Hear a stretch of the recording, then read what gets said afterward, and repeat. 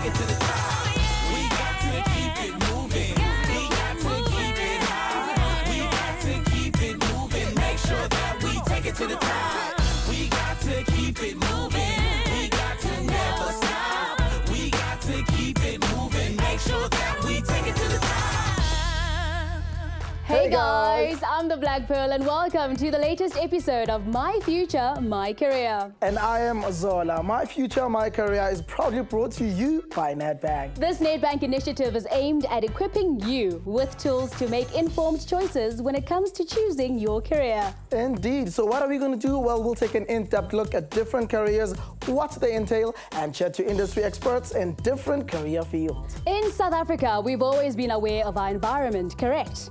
Protecting our wildlife, conserving the land, saving water. We know it's something we need to do. Yep, especially when every day we hear news stories about global warming, rhino poaching, pollution, drought, and things like that. Yes, things like that, Sola. So working for the environment is really, really important. But did you know that conservation is only one of the areas you can work in? The environment also needs engineers, scientists, researchers, lawyers, accountants, meteorologists. The list goes on and on and on. Absolutely, Pearl. So today we are going to find out about the interesting and worthwhile careers that you could pursue within the environmental sector. Now, it's a huge field that includes jobs in government, companies, universities, consulting, firms, NGOs, national parks, and many more. So let's meet some amazing people and find out how they are involved with their environment. So do you have big dreams of pursuing your ideal career but don't have the financial means? Well, check out the bursary info in your booklet to find out the many ways in which you can get the funds to study. So what do we do now, Zola? We go into it. Oh yeah, check this out. Hello, my name is Mike Brown and I'm the CEO or Chief Executive Officer of Nedbank. And I'm here today to talk to you about careers. Selecting a career for yourself can be a very confusing process. Now that you are in secondary school, you are expected to begin carving a path for your future. The difficulty is that at this point in your life, some of you might not have enough information or experience to make the right choice, and careers themselves are changing rapidly as technology evolves.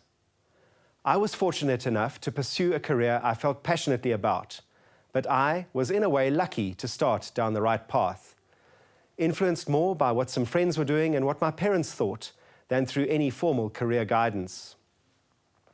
After school, I completed a Bachelor of Commerce degree, followed by a diploma in accountancy, and finally qualified as a chartered accountant with Deloitte in the early 1990s. After 17 years in the banking industry, I have achieved a milestone in my career, to have the privilege of leading a proud organization that traces its history back to the 1830s. I say fortunate because I believe that I am the exception, not the rule. To help you become the exception and not the rule, we have launched the My Future, My Career initiative. Through a series of interviews with industry professionals and educational specialists, we hope to paint a clear picture of a wide range of careers available to you, so you don't just follow your friends like I did. To complement the series, we will also be providing each of you with a booklet containing national curriculum information, career information, places to study, and bursary information. These tools will assist you in making an informed choice that will point you in the right direction to match your skills, aptitudes, and passions to market opportunities and get you started on your selected path. Nedbank's slogan is "Make things happen." This applies not only to the bank, but to each of you in your own lives. So use the valuable information you will receive today to plan out your own future and make it happen. If you plan carefully, set goals for yourself, and then work hard to achieve these, you can be anything you want to be. Take every opportunity you have and don't be afraid to be ambitious. Who knows, you may even be the CEO of Nedbank one day, or maybe you have already set your goals even higher. We are honoured to open this segment with a few words from our Minister of Environmental Affairs, Ms. Edna Molewa. Good day. My name is Edna Molewa, And I would like to welcome you to my future, my career segments of the careers in environment. As a Minister of Water and Environmental Affairs, my role is to protect, promote, and maintain the environment for all the citizens of South Africa. A mammoth task, but one that I'm extremely passionate about. Protecting the environment is not just a job for one person.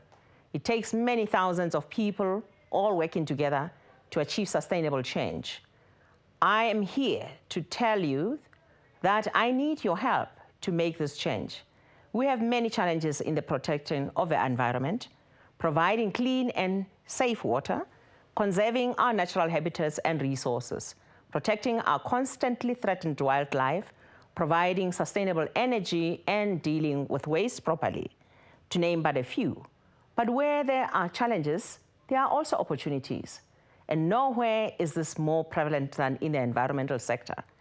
As young South Africans, you have the opportunity to be part of this exciting industry and to contribute to the society by helping to overcome these challenges. You may choose one of the many careers in the industry, from environmental management and education, to urban planning ecology, resource management, hydrology, even game ranging, and more. And you may choose to protect your environment at home, in your own community, by recycling, saving water, and encouraging others to do same. Either way, you have the role to play in the protection of the environment. So listen carefully to the wonderful people who are part of this broadcast as they give you insight and knowledge in these opportunities that lie ahead. And consider joining them in the fulfilling career in the environment. Work hard at school and take good care of yourself and the world around you. It's your ticket to a brighter future. Congratulations to Nedbank, the sponsor of this event. Your commitment to our audience and to the environment is indeed commendable. Thank you. We got to keep it moving. We got to keep it high. And here to give us an overview of the sector as a whole is Mr. Titus Baloyi, founder, chairman, and chief executive officer of the Bembani Group, a world leader in environmental sustainability. Take it away, Titus. Hi, everybody. My name is Titus Baloyi, chief executive of Bembani Group.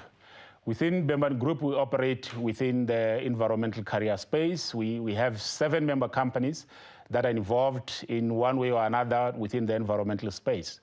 From your wastewater management or sewage treatment plants to waste management, air quality and climate change, energy efficiencies, and related fields. I know too many people, when you hear the concept environment, you immediately think of plants, you immediately think of animals. But environment is broader than that. Environment encompasses anything and everything. Think of any other career that exists in the world. There are bound to be environmental aspects. When I was more or less your age, I was set up to become a mechanical engineer, but things changed along the way.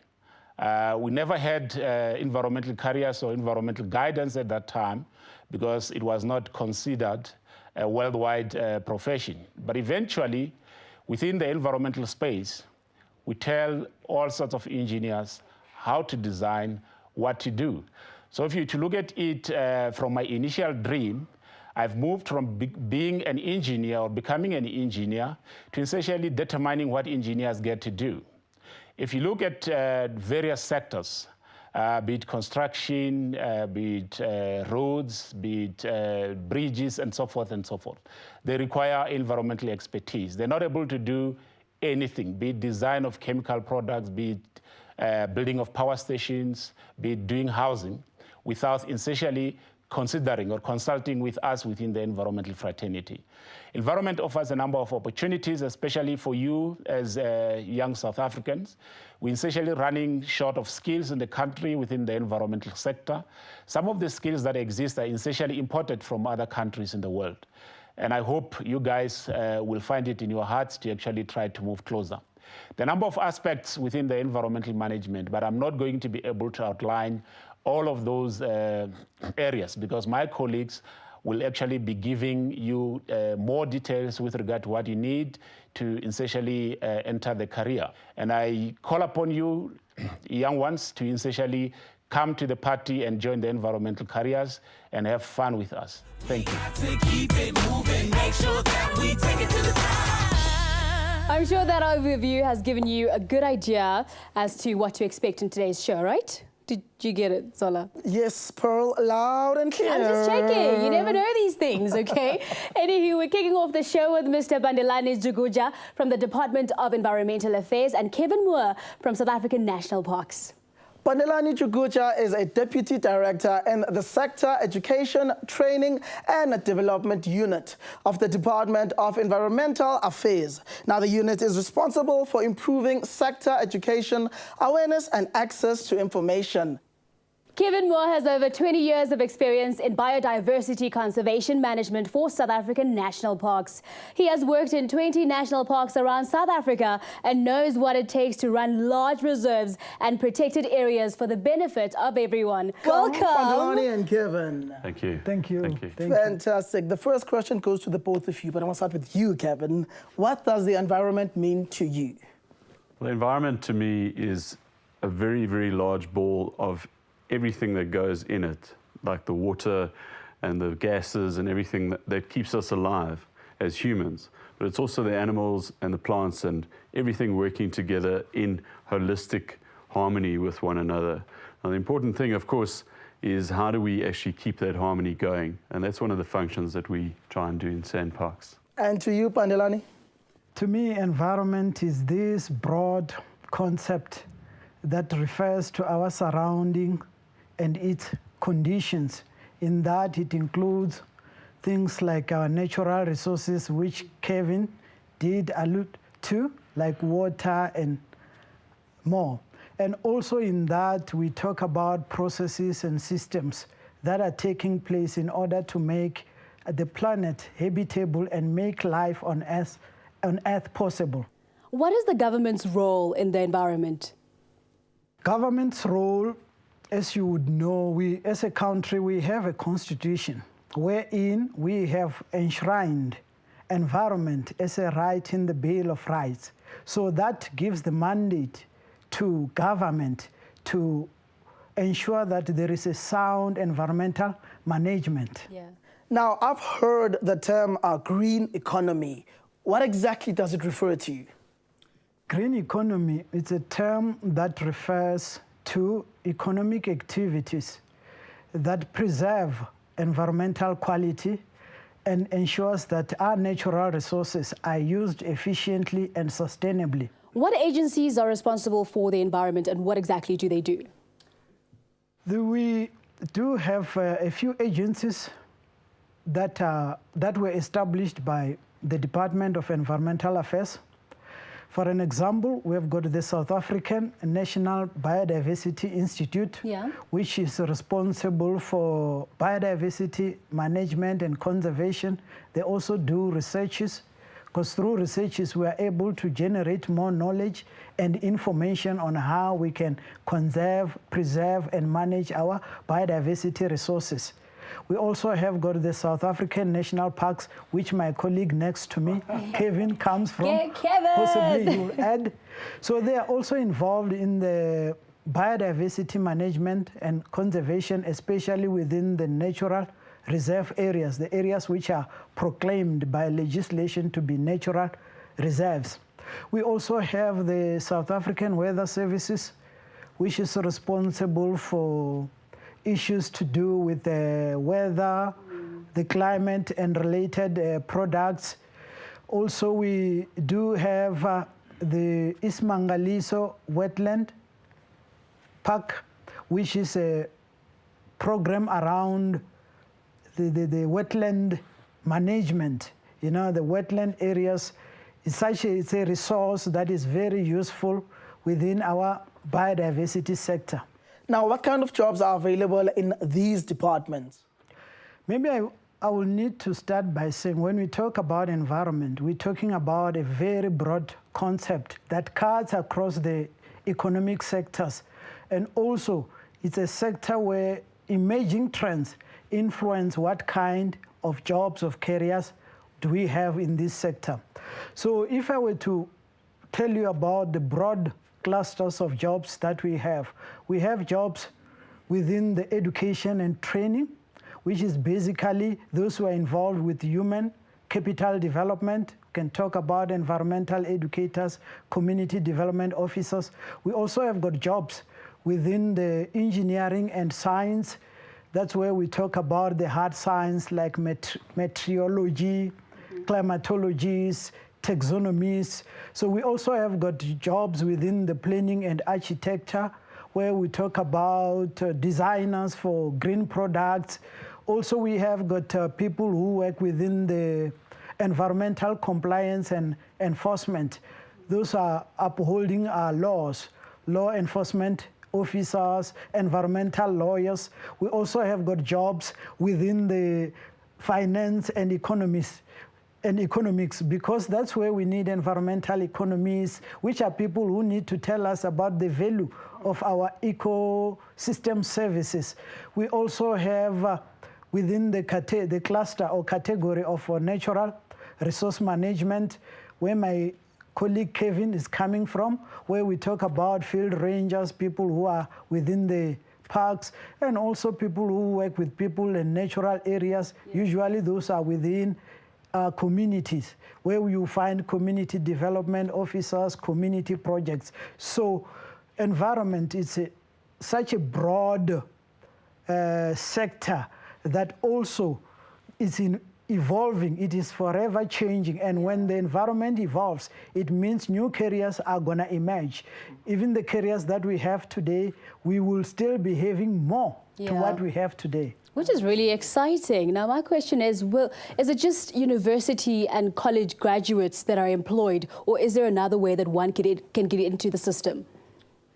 Mostly, it's university and people with diplomas. Yeah. Why? Because most of the scope of work, it requires professionals and technicians who have got degrees and diplomas. But in certain instances, we do need people with what I can call elementary skills or intermediary skills, especially within the support services. Because when we deal with our hardcore environmental issues, we also need support services, people with IT, people with finance, people with doing clerical job, administrative work. In certain instances, it's not only degrees and diplomas, sometimes certificates, some with matrics. And those with matrics, once they are inside the system, they can decide to upskill themselves so that they also end up as professionals and technicians. Sounding good. Now, does the government offer any in-house training like learnerships? Yes, we do offer skills programs like learnerships and internships and incubation programs. Maybe just to briefly tell you about the learnerships. Learnerships is a system where people who don't have a qualification, especially those who have got matric, we employ them usually on a one-year program where the reason is to expose them to workplace environment as well as to the theoretical part, so that at the end of the program, they should have a qualification and which is accredited by a SETA. Nice. Also, then the internship usually is for those with the graduates with the degrees and diplomas. Those are employed in order to expose them to workplace environment so that they get the exposure. Sometimes it's also for those who are supposed to do experiential learning as part of their qualifications. Some institutions, they require people to graduate after having completed the experiential learning. Incubation programs, that's where again we take graduates, they are placed with a mentor in order to incubate them so that they get also the workplace experience. We have got one program that is run by our agency, SANBI, which I did talk about, which is called Groen Sebenza. They will be recruiting quite a lot of graduates. Nice one. Thank you very much, Vandelani. Now, up to you, Kevin. You work for South African National Parks, also known as SANParks. What is the objective of the organization as a whole? I would say that the main function that we have is around biodiversity conservation. Now, for some of the viewers, they're probably going to say, well, what does that big word mean? But I'll just break it down quickly for you. We live in a biological world. And diversity means that there's a lot of different types of bugs and trees and things like that. And we're very, very fortunate in South Africa in that we are the third richest country in the world in terms of biodiversity. Now, as a country, we also have certain responsibilities, and one of those is to look after this natural heritage and cultural heritage that goes with it. So as an institute working on behalf of the government, we actually look after 20 national parks across the country. Parks that have been identified because of either their natural significance or their cultural significance. Just something I'd like to add about national parks is that it's not just about animals and trees. Nowadays, it's about people, very much about people. And we have numerous projects that are linked to people and conservation initiatives. Environmental education is really big, community facilitation, and cultural heritage. Those are the main drivers where we try and involve people in the conservation of their national parks. Great one, Kev. Now, what is your role there, and why did you specifically choose this profession? Well, let me go backwards and say, why did I choose the profession? I was very fortunate as a young child to visit national parks with my parents, and I fell in love with the environment. I later on became a Boy Scout, and I loved all the outdoor things. So when it came to choosing a career, it was either going to be indoors or outdoors. I want to become a game ranger. That's what I want to do. The irony of it is that I'm in fact not a game ranger, and I've never been a game ranger. But that's because I like to work with people. So we have rangers, we have people that work with animals on a daily basis and they do patrols and that, but there's also a lot of people that work just with people, like I do. And most of my function is around environmental education and field guiding, giving mainly children the opportunity to go to their national parks and see what it is that is so special about their national parks and why it is that we need to conserve them. Nice one. Now, why is it important for someone to look after national parks? Yeah, I mean, can't it just look after its own self as a park? Just park there. Well, it can. It can. In fact, the environment is exactly that. The environment is a holistic system, as I explained earlier, and it's about harmony. Everything is in balance. If you remove this, that is affected. Yeah. What becomes a little bit complicated is that the human population has expanded so rapidly that we now have 7 billion people living on planet Earth. We cannot actually live in harmony anymore with nature, with that number of people. So in fact, our function as conservationists is not about managing the environment. It's about managing people and managing people's impact on the environment. And the reason we do that is so that we as humans can get the benefit from it. The cure for cancer, the cure for AIDS, all those things are lying out there in the environment just waiting to be found. If we don't look after the environment, who knows what we're destroying for tomorrow. True that, true that. Now, what are some of the careers that are available in SANParks? Well, it's very, very diverse. We have the traditional ranger type of position or the people in conservation type of position that I spoke about, that type of work that I do. But you also have veterinary scientists, you have normal scientists that do, what's a normal scientist? Well, a scientist that works with animals and plants and things like that. Another major component of our work is tourism. We are one of the major attractions to South Africa. Table Mountain is a national park. Kruger Park is a national park. And so a lot of the people that we employ to do our work are in fact tourism officials. And plus all the support functions that my colleague spoke about earlier, you know, the finance and the human resources, any of those careers could potentially end up being working with SANParks. Kevin, what qualifications would I need to pursue a career in SANParks? Well, it all depends on what it is that you wanted to do in SANParks. Remember, I've just said that there are lots of different types of work that one could do. If you want to be a vet, you would have to do veterinary science, for example. If you wanted to go into our technical services team, then you'd have to get some sort of technical qualification. But I think the traditional route that most people take that have an interest in becoming a nature conservationist is to go and do the BTEC qualification in nature conservation. That is offered at many of our universities. That is the one route. And the second route to think about is that if you wanted to go into research and the sciences, then to rather do a BSc followed by honours and then a master's in one of the sciences. Specialising, if you want to go into marine conservation, then become a marine biologist. If you wanted to do zoology, then a zoologist and so on. So those are the two choices that I would highly recommend. And what qualities would one need to do this type of job?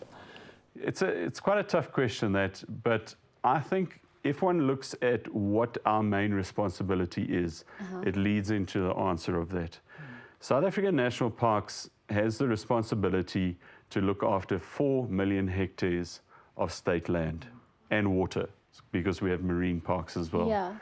These are the absolute jewels of the country. These are the most beautiful parts of South Africa. Now, if you're going to give your jewels to somebody to look after, you would hope that they were going to do it properly. Yeah. And so the people that we employ will need to have honesty, integrity, hard work, determination. Those type of skills are the type of qualities that, or at least the qualities that we'd look for in somebody that's going to look after our natural and cultural heritage. Does SANParks offer on-the-job training? Yes, in a sense we do. We do have learnerships where we take in students both into nature conservation as well as tourism, and in fact some of the support functions as well. And then we have students that come in for 1 year, and all of those are for a 1 year period. What we do have, which is quite interesting, is a young scientist program where students that have remarkable qualifications and probably qualities as well are hand-picked, and they are chosen to go through a process of actually going to become doctorates in normally zoology lines, and that's actually sponsored by an international sponsor, which is really good. Very exciting. Kevin. Yeah, thank you so much, Kevin, on that. Hopefully the students are listening. Yeah, now Pandelani, do you have any advice for the students watching right now? You know, if they want to get into your industry, what words of wisdom would you have for them? Yeah, what I would advise a student or a learner who's interested in pursuing a career in the environment sector is, first, you need to know your interests, your values, personality, and what is it that excites you as a young person. And also, when I talk about interest, in this sector, we need young people who have got interest in helping the nation and the world to solve the challenges that we are facing at this moment. And on top of that, we require young people who would love to be outdoors, because most of environmental work is out there. People who are not, who want to get dirty with the soil, who want to get wet with the water, people who want to go to the mountains. So those are the advices that I can give, that they must love nature more than maybe they love money.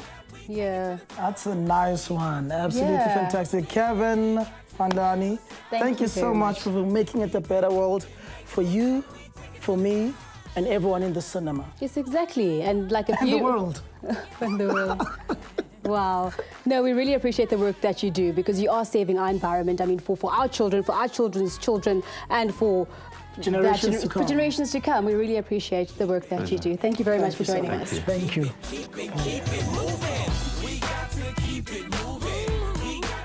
Now let's see if you can solve this. What are greenhouse gases responsible for? Are they responsible for A, global warming? Are they responsible for B, country warming? Country warming? Is there such a thing as country warming? I don't know. Are they responsible for C, city cooling? Or could they just be responsible for D, global warming?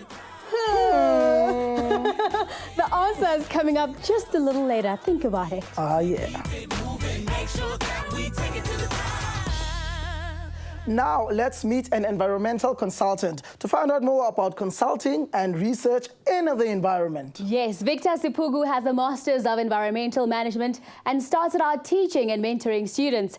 He is now a director and board member of the Bembani Group, where his responsibilities include sustainability, strategic business management, and leadership. And he's here with us. Of Welcome, course, Victor. welcome. You are clearly the real deal. Of course he is. Thank you. Now, as It a is a pleasure consultant, to be here. nice. Thank you for joining us. As a consultant, you work at a company called Bembani. What Yes. exactly is it that you do?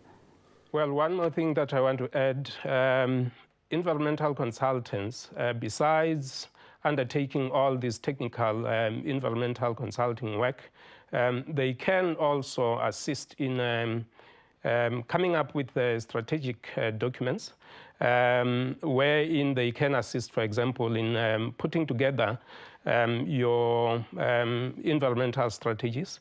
South Africa has just completed a few years ago a national framework strategy on sustainable development. The strategy that actually outlines how South Africa is going to carry out a sustainable development agenda, what priorities they are, what interventions are they going to be run with to ensure that we, as a country, attain this sustainable development. So environmental consultants can play in that area as well. That's fantastic. Now, what exactly did you study in order to get to where you are in your career? Well, I have amongst the whole list of degrees that I have to my name, I have a master's in environmental management degree. For my undergraduate studies, I actually followed the sciences path, a BSc degree with biological sciences as my major subjects. And as I went through to postgraduate, that's when I decided to kind of broaden the scope and look at the broader environmental management sphere. You also work with researchers. Can you give us some examples of environmental research, please? Well, there are a number of environmental research organizations in the country that conduct key environmental research that is useful for us as environmental consultants.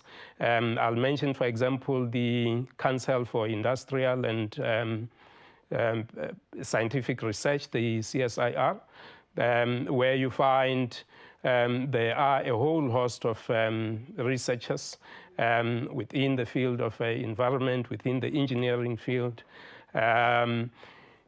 Environmentalists there, of course, conducting such research as ecology, just to check how our ecological systems are likely to move on into the future. We have, for example, another research institution, the Weather Services,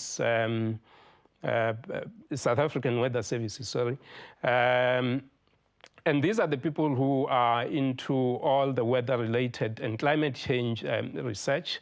I think climate change is such a buzzword. There is a lot that's talked about climate change at the moment. And these are the people who are working on scenarios to try and establish where we are going to, where this whole climate change is taking us in the years to come. So these are some of the institutions that assist. Your Water Research Commission, for example, who are the research commission. They are mainly focused on the water resources management research. And the work that they do actually complements very beautifully the work that we do also as environmental consultants. And what does sustainable development mean in the environment? Sustainable development mainly is about development.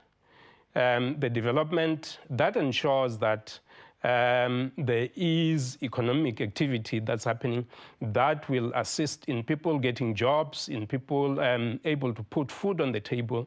And as all these economic activities are happening, then we end up seeing social upliftment of the communities, wherein because people are now in jobs, they are able to afford medical facilities, they are able to take their kids to school, and as such, there is good social harmony in the community. Now, in order to become a consultant, what kind of qualifications would I need? Yeah, like, is there a degree that I can take? Oh, yes, yes. Well, there are institutions that offer environmental management degrees. You will sometimes have other institutions offering a Bachelor of Science degree majoring in environmental management. Other institutions will offer bachelor degree in environmental management. And of course, there are universities of technology that will offer your diploma programs as well that you can also enroll for, and you end up entering the environmental consultancy field. Yeah, I mean, you speak about your profession with such passion, and it's really exciting to hear. What It is a beautiful profession. It is. What I want to know is what the best part is about your job. Well, just imagine, for example, participating in a project like the development of the infrastructure for your luxury high-speed train, the Gautrain in Gauteng. You participated there, you conducted all the environmental studies. Every time, surely, when you sit on the Gautrain, it surely should give you a very big fulfillment. If you look at a township establishment project, for example, where you assisted in obtaining environmental authorization, the day when the new owners of the houses are given the keys, that should be one of the highlights. It should give you a huge, huge fulfillment. And again, I mean, environmental consultants have got a very flexible working environment. I've talked about having to go out there to the project site and really interact with the project site and check what the issues are there, how the environment could be affected by the project. So you kind of are on holiday almost every week, almost every month, if you may. When you go out to project sites, you are touring, yet working at the same time. I mean, there is nothing that can be better than that. But what advice would you give to a learner who wants to get into this profession of yours? Well, the profession has got, there are a lot of potentials. It's a beautiful profession, as I said, flexible working hours. There is a lot to be done out there. For learners out there, this is one of the professions that have not really been optimally tapped. So there are opportunities out there. The potential to grow, it's huge. So yes, they are. This is a beautiful profession. Absolutely. Oh, nice. Mr. Victor Sipugu, thank you so much for your time, and I'm sure the learners enjoyed all of that. I did. I want to get into the environment now. Absolutely. Well, thank you for the time. These days, all we want is to ensure a healthier planet for our children. And so, we do what we can. We recycle, save water, and turn our lights off behind us. However, despite our best intentions, we can't help but feel a little powerless when faced with the plight of the rhino, the consequences of overfishing, and the impact of climate change. What if the most it took to make a big difference was something that you did anyway, like your everyday banking? The answer is the Nedbank Green Affinity account, the only account that supports green causes at no cost to you. Open a Nedbank Green Affinity account today. Make things happen. Nedbank. Before the break, we asked what greenhouse gases are responsible for. Is it A, global warming, B, country warming, C, city cooling, or D, global working? I've never heard of global working, and I know that's not the correct answer. The answer is, of course, A, global warming. Greenhouse gases come mainly from burning coal and oil, and this causes heat, right, to be trapped in the Earth's atmosphere, which causes the temperature to rise. A small increase in the Earth's temperature can have a harmful effect on the environment and on all living things. Of course. And if you didn't know, guess what? Now you know. But up next, more about companies and people who are working to fix this. Check this out. Make sure that we take it to the top. Next up, we look at environmental careers in the corporate sector.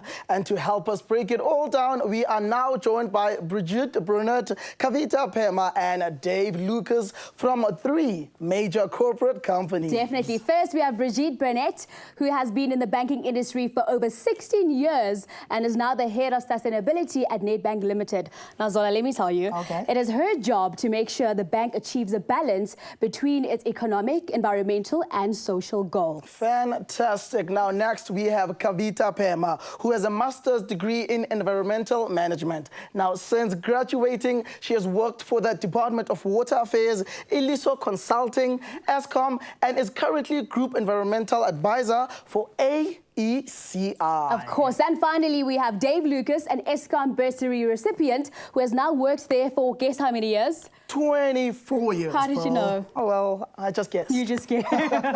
Dave has done it all, from being an environmental practitioner to environmental auditing and integrated sustainability reporting. So we are basically amongst the environment's greatest. Ooh, so let's welcome them, eh? Welcome to the show. Brigitte, I'm going to start with you.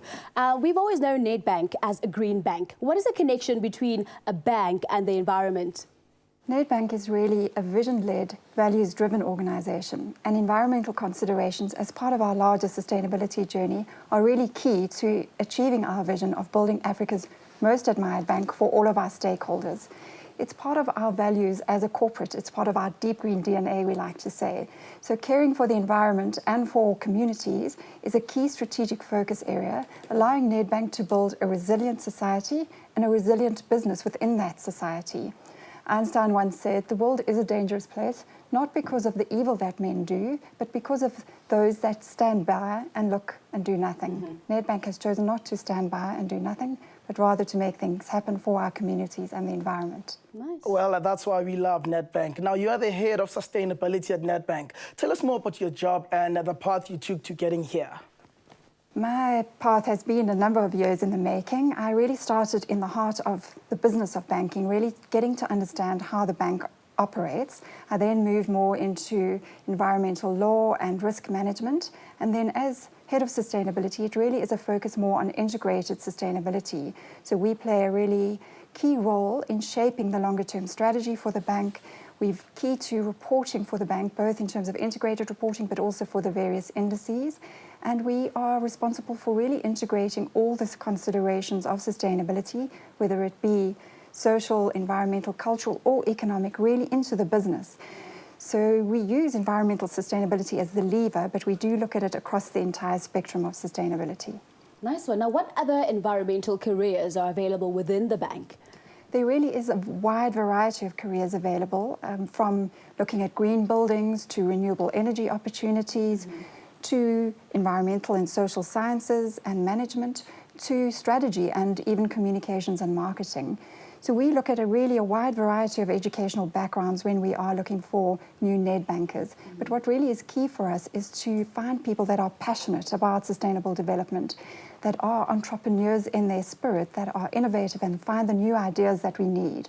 So we look for people that are keen to learn and that learn quickly. And really, quite interestingly, we look a lot for communication skills, because a lot of what we do is making a difference one conversation at a time. Now, would you say that the environment needs financial experts as well? Absolutely. The challenges we face are really very interconnected, and the solutions are interconnected. And to make those work, you need to also be economically viable and have a financial perspective on things. So absolutely, that is part of the solution. Yeah. Now, Brigitte, does the bank support environmental businesses and entrepreneurs? Absolutely. We really are very proud of the partnerships we have with both small and larger corporates that are focused on sustainability. For us, it's really a way of increasing the positive impact of our funding decisions. Yeah. Nice. Now, moving on to Dave. How did you end up doing what you're currently doing now? Zola, I think it started when I was at school. Always had a real passion for being outdoors, had a real passion for the environment, loved hiking, loved camping, and that really led me to start a my first degree in land surveying, which is really an outdoor kind of a job, and really enjoyed doing land survey, being out there on the land. And that led me to a career in environmental management, where I then did a master's degree and said, yep, this is a career for me. I enjoy the outdoors, I enjoy the environment, and I've got a passion for caring for Mother Earth. Yeah. Now, Dave, what does the corporate specialist in environmental management do? It's really to be that person within the company to direct it, give it the strategy, identify the opportunities, identify the risks, and really shape the organization to take on its true environmental duty of care and responsibility that it has. And so it is about setting direction for the company. It's about making sure the right key performance indicators are in place. It's about ensuring good, transparent reporting.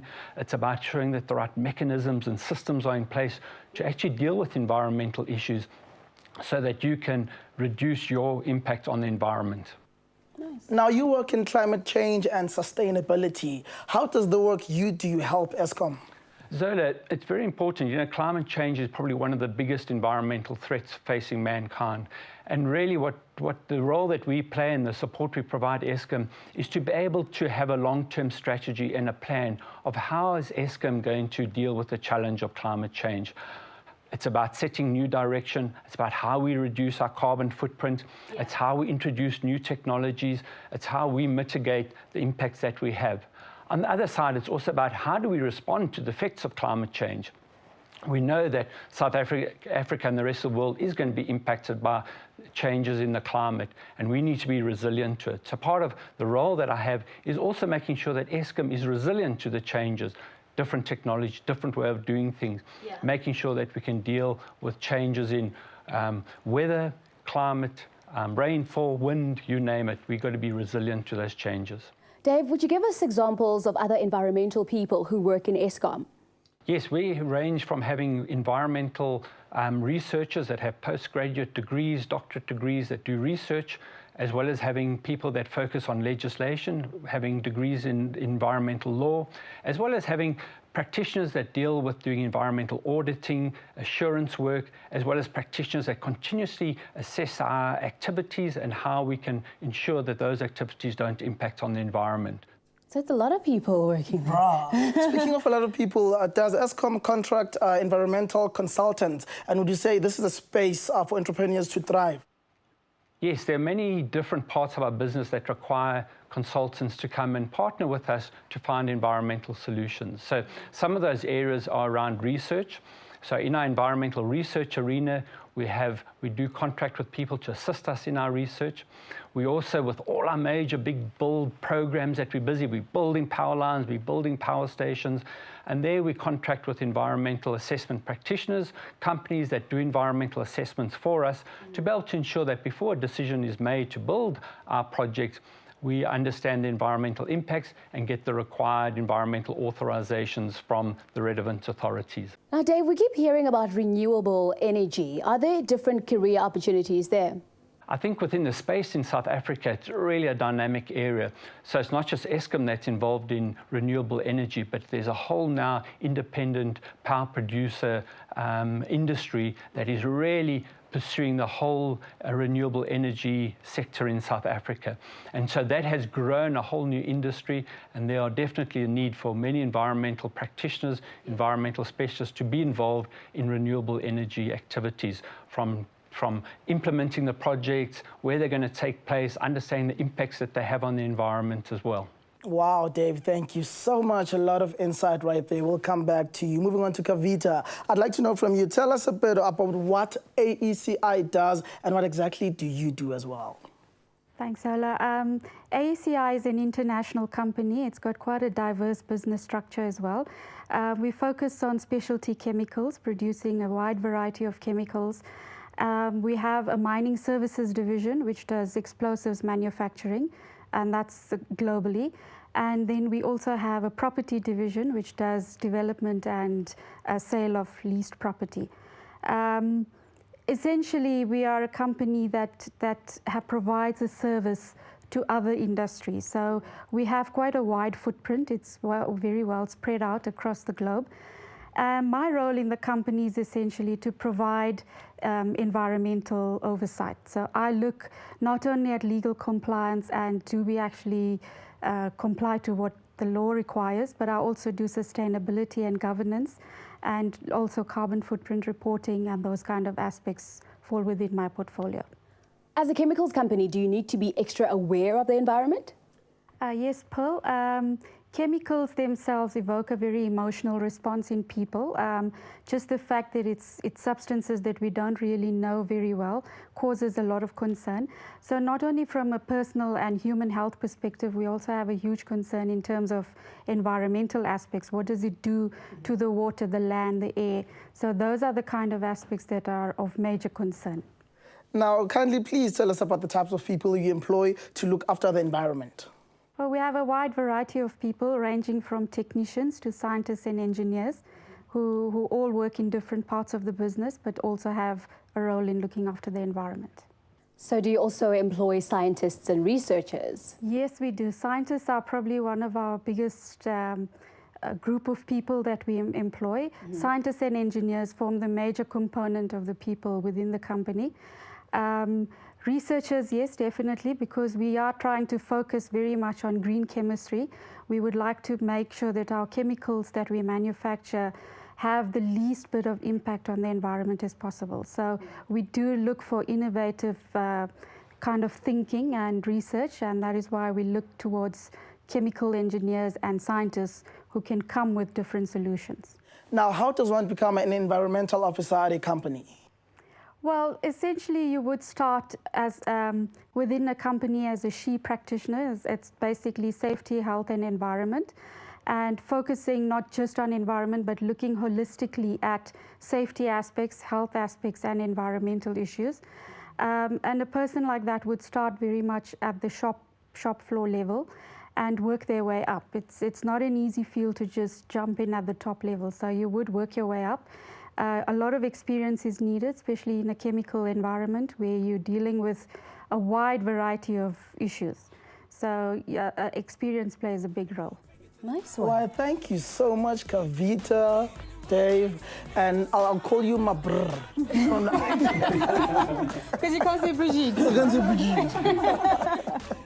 But thank you very much for joining us and sharing those amazing insights. Thank you. Thank you. Now, if you're not sure if you've got the nerves and the know-how for this career, then consider this from the Fairy Godmother. My name is Donna McCallum, and I am a fantastically fabulous and magical fairy godmother. In each of these episodes, I will be covering one of the 10 tips in more detail.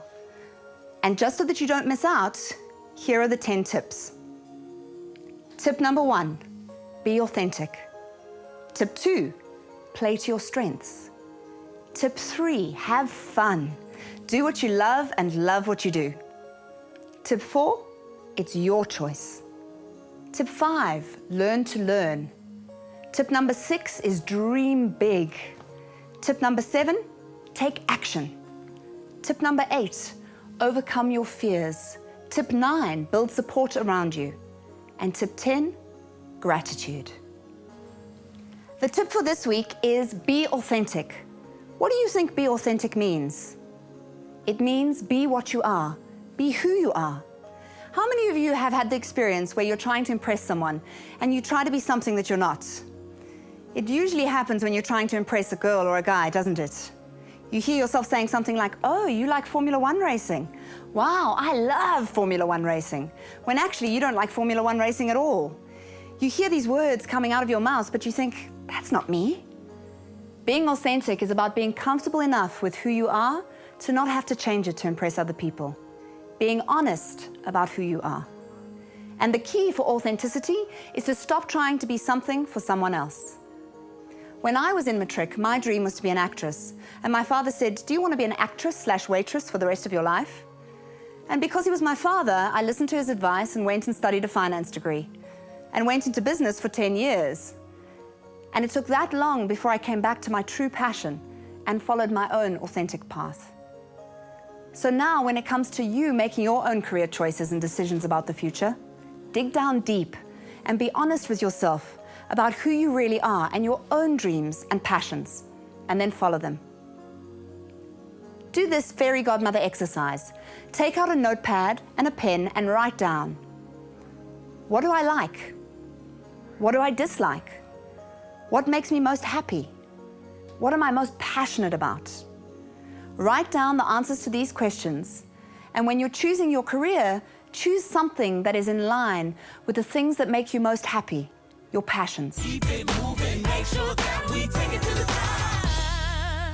With us next, we have two environmental experts who have dedicated their lives to environmental education. Please welcome Dr. Glenda Raven from WWF and Claire Warner from WESA.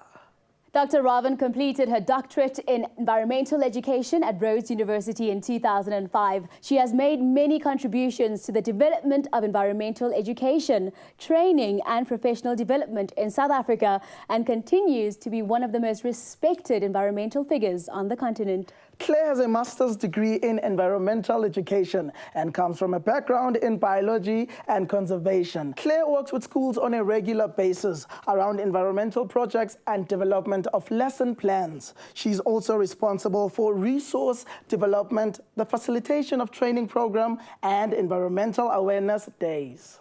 Well, after that, I'm starting to think that we're sitting amongst environmental superheroes. Hello. Welcome, ladies. How are you doing? Thank you. Well, thanks. Dr. Glenda, I'm going to start with you.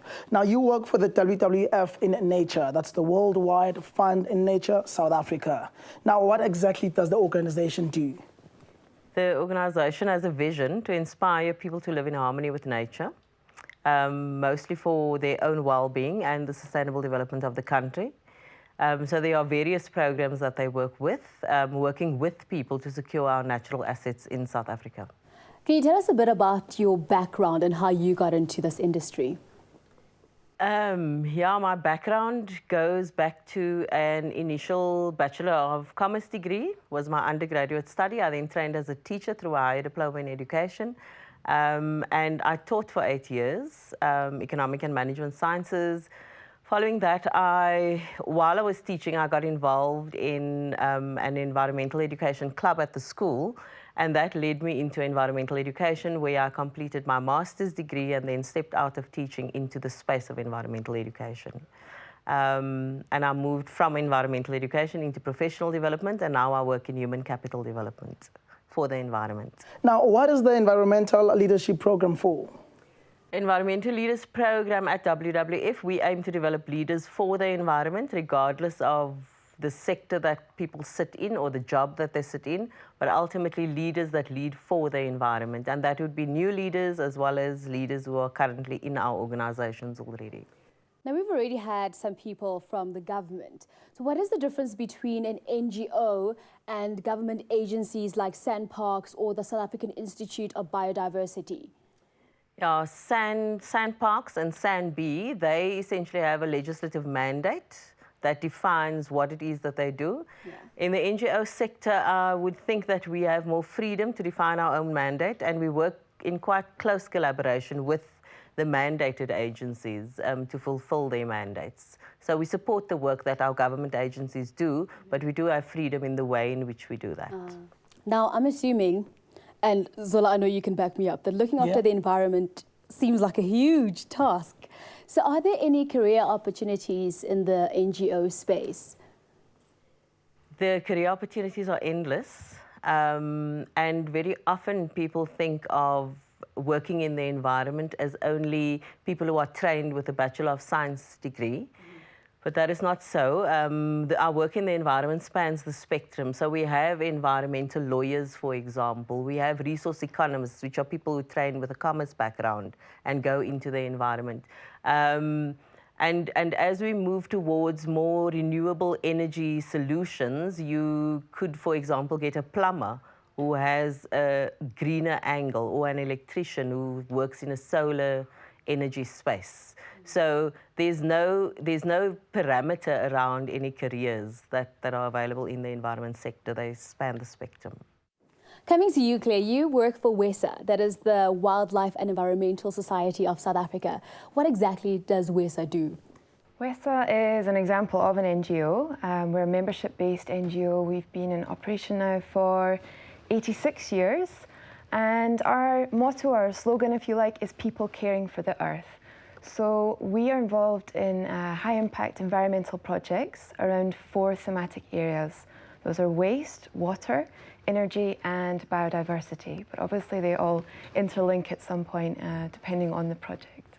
Now, you focus on lots of elements on environmental protection. Let's hear about some of the projects that you've done.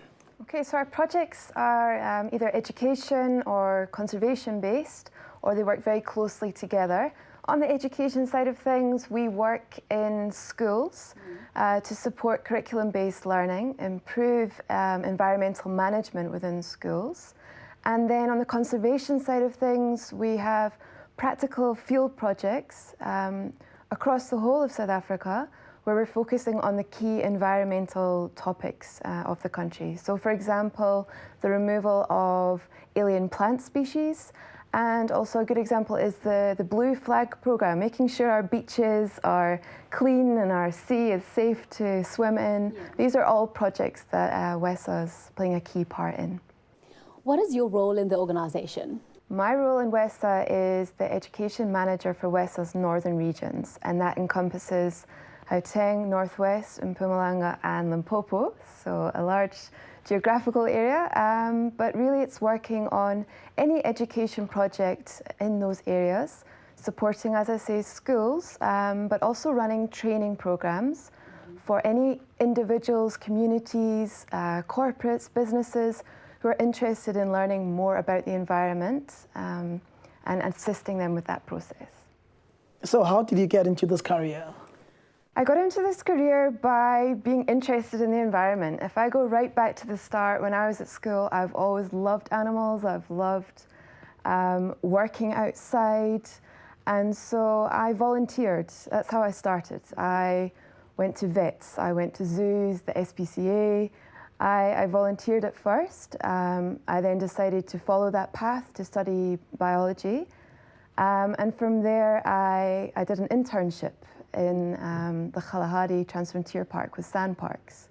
That's where I made the switch to environmental education. I love working with people and I love the environment. So environmental education for me was the perfect mix.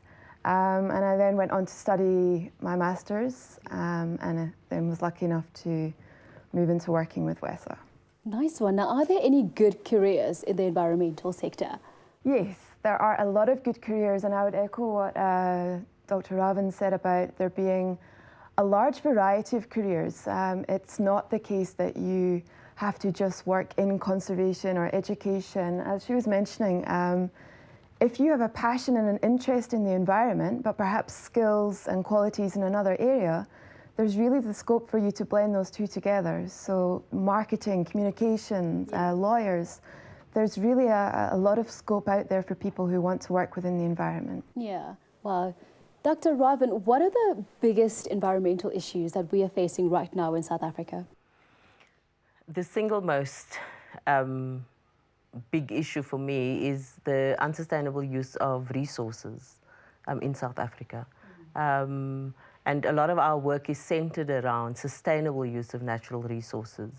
So we have, for example, a marine program that looks at sustainable fisheries management, or a sustainable agriculture program that works in the agricultural space and looks at sustainable agricultural practices. Climate change is another one big issue that we're dealing with right now, and our work in the climate change space has been around renewable energy, so exploring options for renewable energy. Now, there seems to be a lot of environmental NGOs, you know, some big, some are small. What opportunities are there in the NGO sector? Okay, the NGO sector, the spectrum of opportunities is very, very broad because there are so many NGOs, both big and small.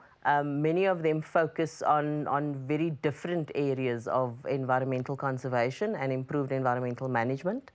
And so in that big spectrum, there are various careers that one can explore. And I mentioned some of them before, and Claire has mentioned some of them as well. There's the mainstream conservation management set of careers. There are also research careers that one can follow in the sector. There are the more economic and management sciences-based careers in the environment sector.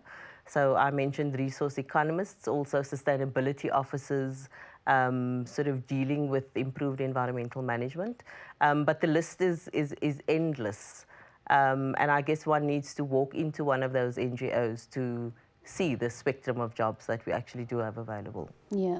Claire, if our audience was interested in a career in environmental NGOs, what route would you advise they take? I would say the best place to start is actually going out there and experiencing it. So before you set on a chosen path, go to an NGO that you're interested in, ask what opportunities are available. Maybe there's scope for you to volunteer, be an intern for a while, have a chance to see the range of opportunities out there. And from there, you then take the next step to what training do you need, what qualifications will allow you to move into the space that's right for you. But I think volunteering and also keeping up to date with current environmental issues and seeing what you're most interested and passionate about is the way to go. Now, Claire, what type of training programs are available for school leavers that want to get into the environmental sector? Okay, well, a great option through WESA, we actually have a branch called Sustain Ed, which is our training and development branch of WESA, where we offer short courses or modules on the environment and education, which school leavers are welcome to apply for. Often we do have bursaries for those courses, and they range from anything from a 5-day course in environmental education, for example, which just gives you a taste or a start to see if that's something you're interested in, but it's also accredited, so it does give you a qualification at the end of the course too. And from there, we move on to slightly longer duration courses, 5-6 months. So you can do short courses first, particularly if you're interested in a specific area. So for example, if you would like to know how to develop and teach environmental education, we have a course specifically for that. So all of those are up on our website. And that can be a good option before you then perhaps go the formal tertiary education route of registering at varsity, for example. Claire, what kind of qualities does one need to succeed in this sector? I think the best quality to bring to this sector is your passion and your interest, and excitement in what you do, a passion for the planet that we live in, and working to protect that. Is there anything you'd like to add there, Dr. Raven?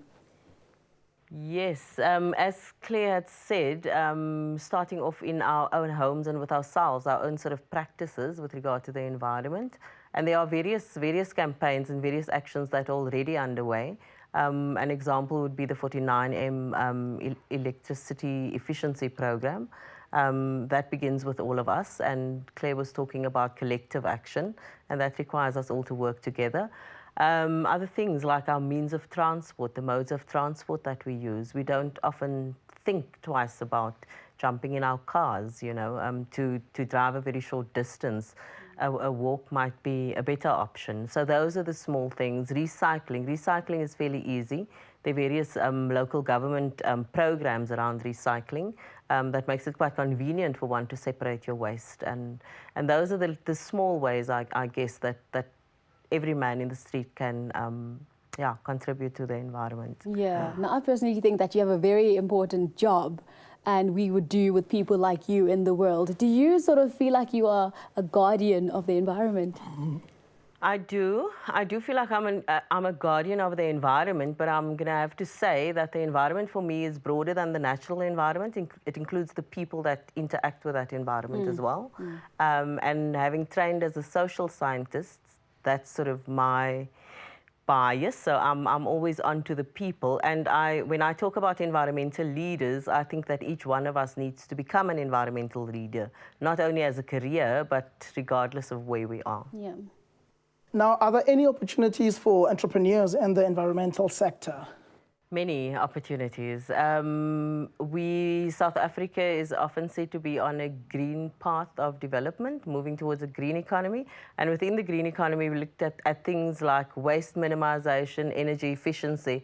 And in those spaces, there are lots of opportunities for entrepreneurs. I said earlier that renewable energies and exploring renewable energies is something that we work towards. And in that space, there is a whole lot of opportunity for people to actually explore renewable energy options. Things like wind energy, solar energy, waste minimization, supporting recycling. The list goes on and on and on. Oh, Claire, Glenda, thank you so much. You guys are doing an exceptional, beautiful job. Beautiful. Don't you agree, Paul? Of course I agree. They're amazing. Thank you, ladies. Thank you so much for joining us. Thank you so much for having us.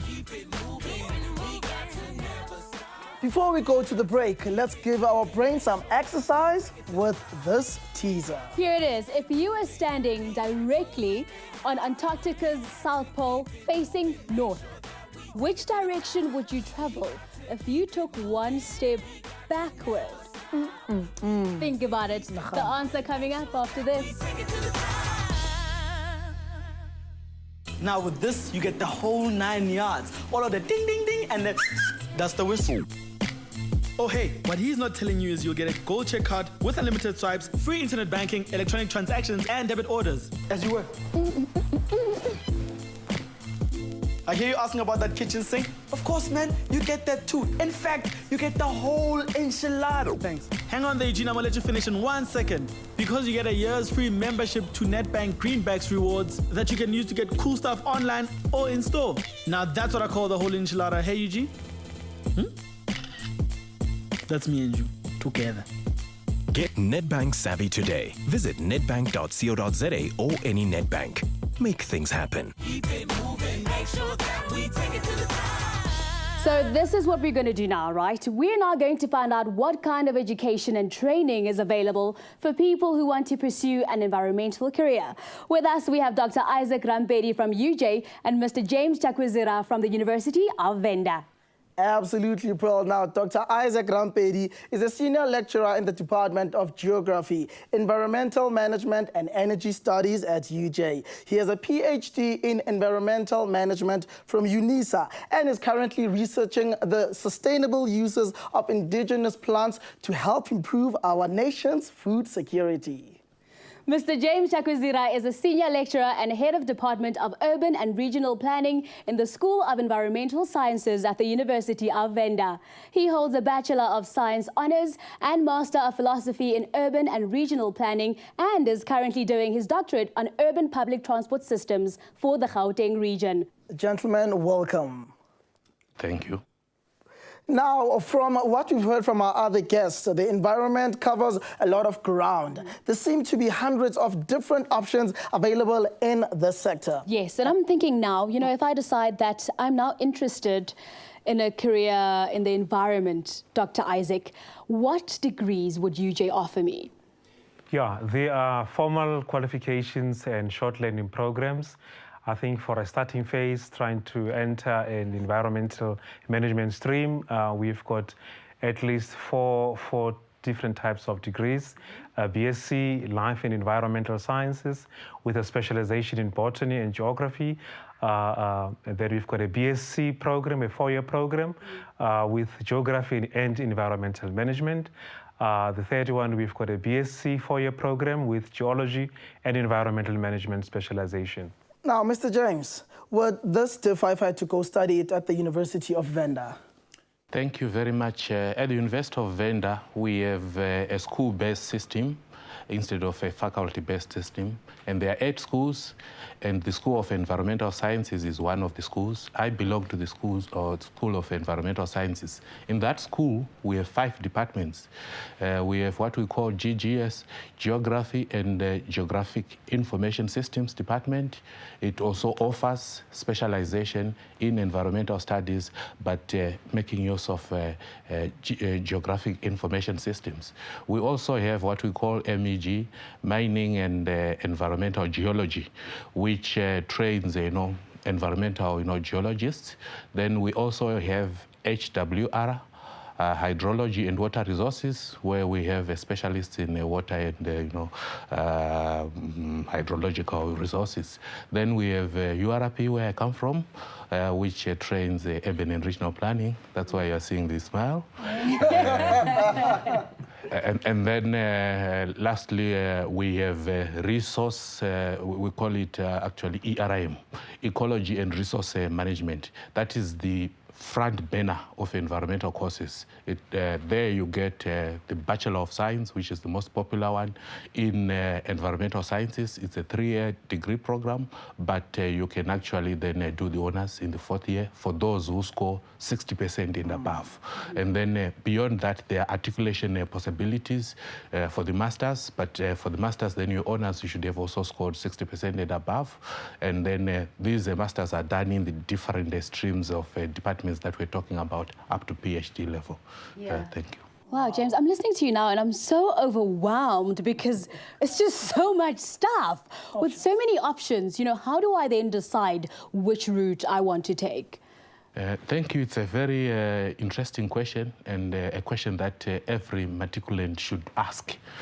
One of the issues that we always raise is that when there are university open days, or there is a university day or career day, you know, prospective students should visit, you know, nearest universities or those universities that have a linkage with their schools, etc. And when they get there, they should, you know, try to just pick up the issues, understand, you know, what is possible given whatever combination of subjects they are doing.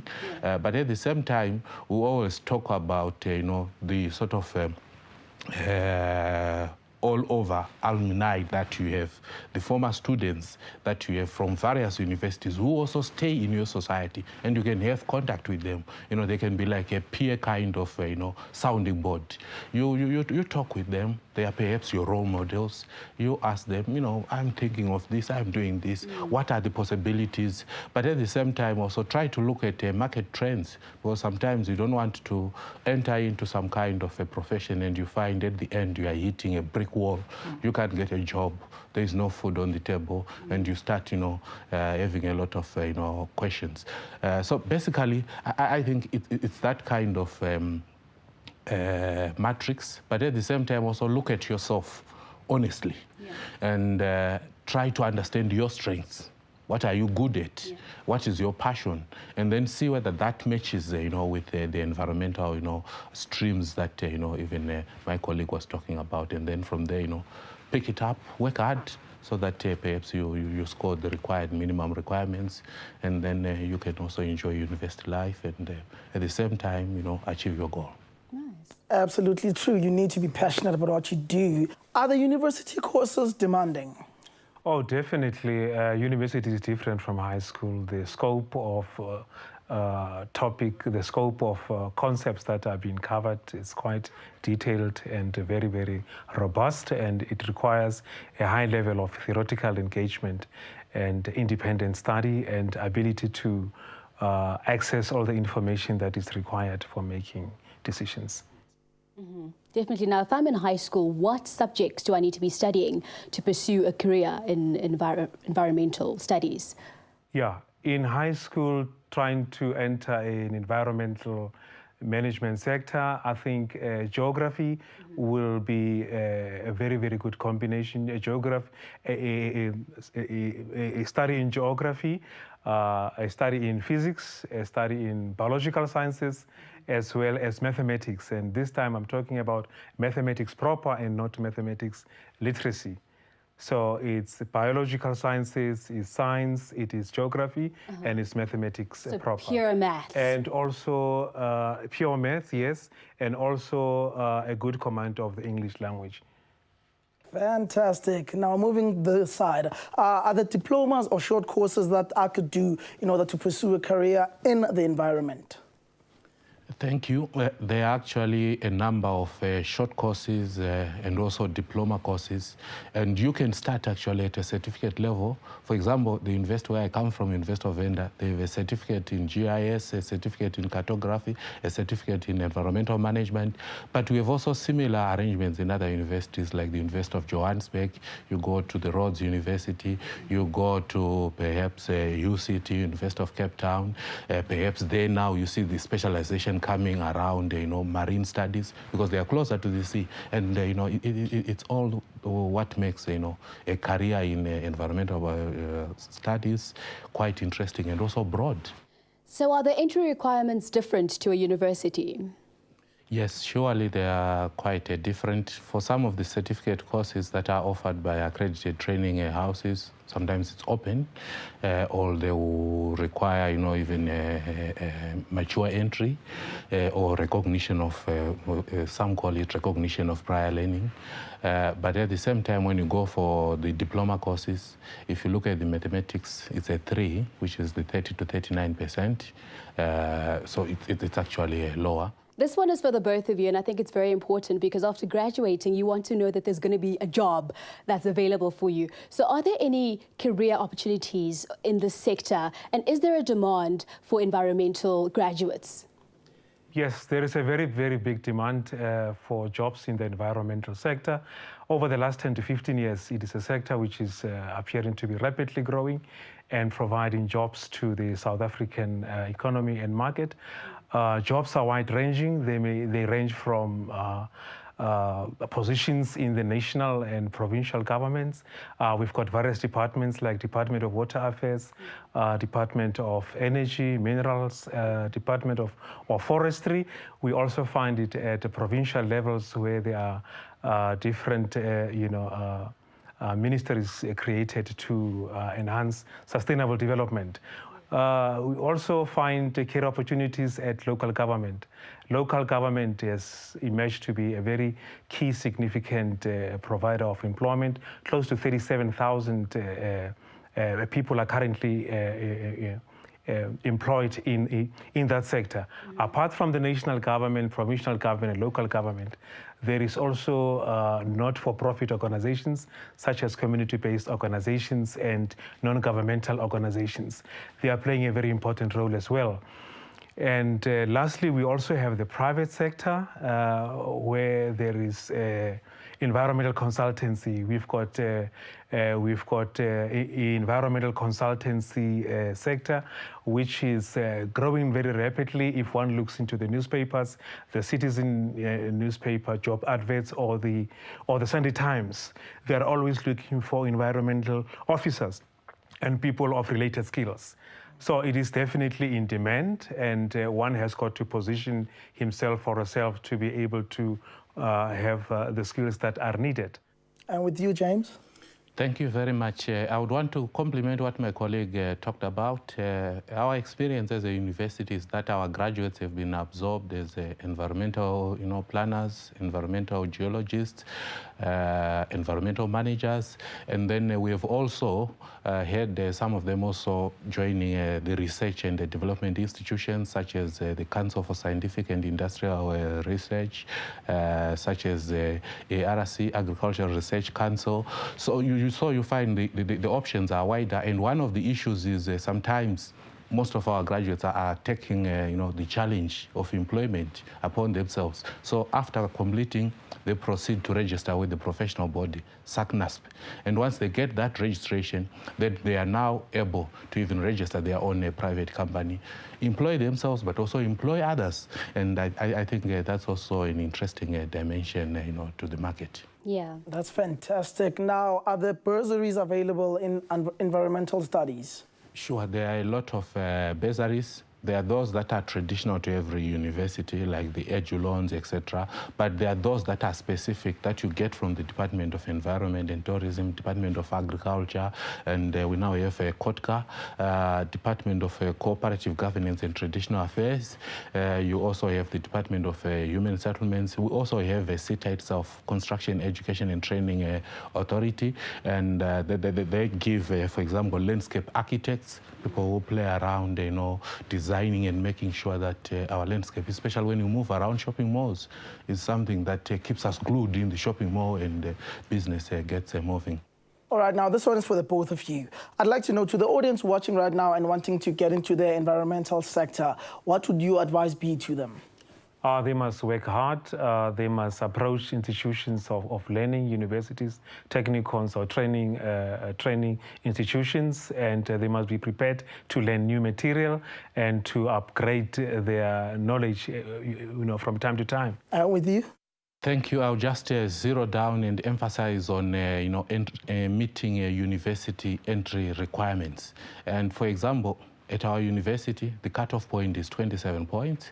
And in our school, the cutoff point, because we have professional degrees, is 30 points and 29 for the department where I come from, urban and regional planning. But for your mathematics, then we are looking at a minimum of 4 or 50 to 59. And then for the others, like English, geography, physical science, it's 60 to 69. So that bar, make sure you meet that bar. And perhaps scout around, understand the requirements, because these differ from university to university, from technicon to technicon, or for certificate level. Once you understand that, then you position yourself for a very exciting career in the environment.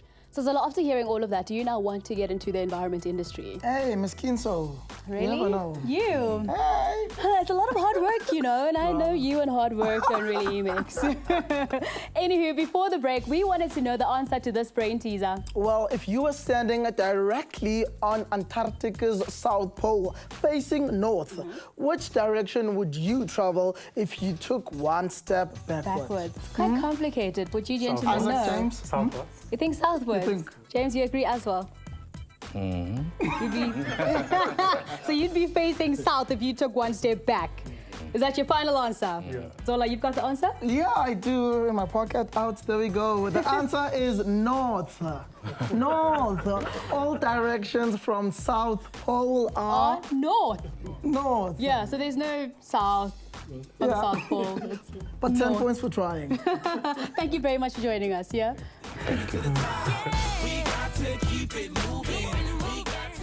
And finally, to complete our podcast, we're joined by Murunga Mukwena, who's here from the University of Johannesburg Psychological Services and Career Development Department. Detailed and pearl now. This week, she will look at a very important person. You. This segment is called Who Am I? Murunga, take it away. Yeah. The most important question you need to ask yourself when making a career decision is, who am I? Perhaps, what am I born to do in this world? What is my purpose in life? That is very important, because when you choose a career, you look for a place where your abilities, strengths, and weaknesses can be well accommodated. Now, there are many things that we can look at when looking at who the person is or what makes up the person as a whole. A few of those that I'm going to look at today are aptitude, personality, interests, values, skills, and goals. Looking at aptitude, this refers to the strengths that the person believes he or she has. And they include things like linguistic abilities, or the ability to work with languages and words, or whether the person is good with numbers, whether the person is good with other kinds of gifts, such as interpersonal skills, such as music, such as dancing gifts, everything that the person believes are natural gifts that they can use within the workplace. Aptitude nowadays, when we're looking at assessing people for career decision making, we also look at the rationality or the intellectual ability to learn, your ability to learn new things, and the amount of work that you have learned and been able to pick up from your environment. Secondly, when looking at personality, we're talking about the consistent way in which a person presents him or herself to the people around. We're looking at the way you interact with your friends, family. We're looking at the way you interact with the work. We're looking at the way you understand yourself, your preferences, whether you like your life structured or flexible, whether you're an introvert or an extrovert, whether you prefer working on your own or among other people.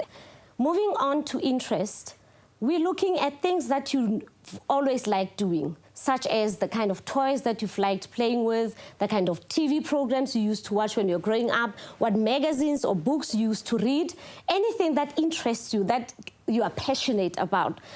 For instance, who are your role models? What is it that attracted you to them? What is it that you wanted to be like? Who did you want to, imitate when you were growing up?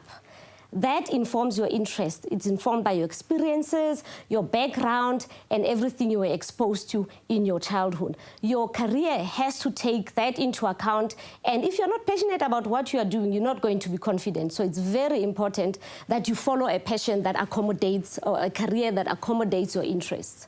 Moving on to values, here we're looking at things that you've decided are important to you, such as the amount of money that you will get from your job, such as the security that's offered by your job, such as the environment you will be working in. There are people who will compromise certain things and not others. For instance, if you feel that you can never work with adults above a certain age, you'll always be working with careers. That's a value. You need to know what is it that you're looking for from a job. What is it that you value as a person, so that you do not compromise your standards. Research has shown that if you agree, if your intellect, if your personality, your interests, and your values are in agreement, you will perform and you will achieve your best in any career you choose. The last point I want to talk about is skills and goals. By skills, we are referring to the achievements you have attained in the past. What is it that you involved yourself in high school, outside and inside of school? What is it that you learned? It could be leadership positions. It could be the ability to interact with others. It could be problem-solving skills. It could be anything that you acquired, that you learned, that you did not have initially. And skills are often improved by participating in different activities. So when looking towards going into a certain career, you need to take that into account. What is it that you've learned from primary, middle, high school, so that when you get to the tertiary institution, all of those can help you prepare yourself for the world of work. Now, by goals, we are referring to what is it that you want to attain at the end of the day in the career that you are going into. It could be a comfortable life. It could be a place where you will actualize your potential to the fullest. It could be a place where your gifts and abilities are used until you are left empty. There's a great saying that says that everybody is supposed to die empty. The graves are rich with potential because people just did not use what they have. By goals, you are deciding for yourself, this is what I'm going to do. These are the skills that I'm going to use. These are the personality qualities that will be a great resource for me. And these are the interests that will be satisfied or gratified by the passion that I have in this career. And this is the aptitude or the natural abilities to learn, or the learning that I have acquired that I will use to perform and do my best in my career. In sum, I would like to say it is very important that you remember you spend most of your time at work. You therefore need to choose a career that will not demand of you to change yourself, but rather it must suit you. You must decide that your personality, your interests, things that are important to you that cannot be changed easily, such as your character, cannot be compromised. It is an absolute necessity that you choose a career that resonates with you, because we are in an era where we are constructing careers and not fitting into them. I wish you all the best with your career decisions in the future. So thank you for joining us. I'm certain that the information and tools that you have received today will make a positive difference to your future and your career. As you sit here today, your most valuable asset by far is your future earning stream, and that is your choice. My final advice to you is to use this information to the best of your ability. Go out there and ask questions.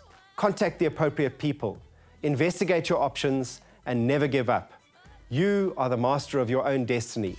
Like Nedbank, you too can make things happen.